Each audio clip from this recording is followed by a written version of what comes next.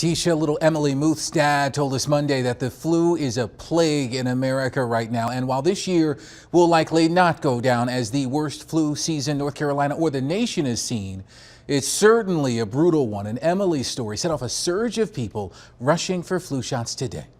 Less than a day after our story on 6-year-old Emily Muth's 4-day battle with influenza that ended in the Carey girl's sudden death last Friday, business was brisk at Joseph's Pharmacy in Durham.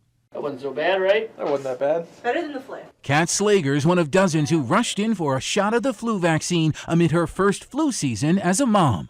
Got a little 11-month-old baby at home. She has already had her flu shot, but just the idea of having your kid pass away from something like the flu is just terrifying. A 6-year-old girl in North Carolina is now a victim. It made national news today, Emily's story and the warning from her heartbroken parents about waiting too long to see a doctor when flu symptoms appear. The answer really is very simple. Don't delay.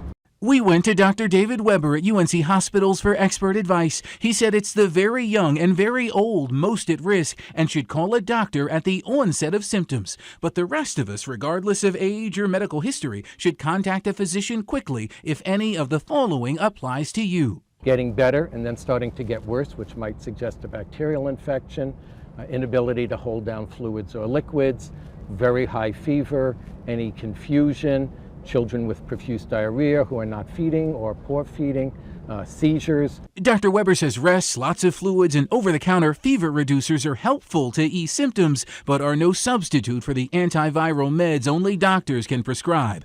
It's expert advice as this Carey family grieves. Take day by day and she'll always be with us. It's hard to move on, it is.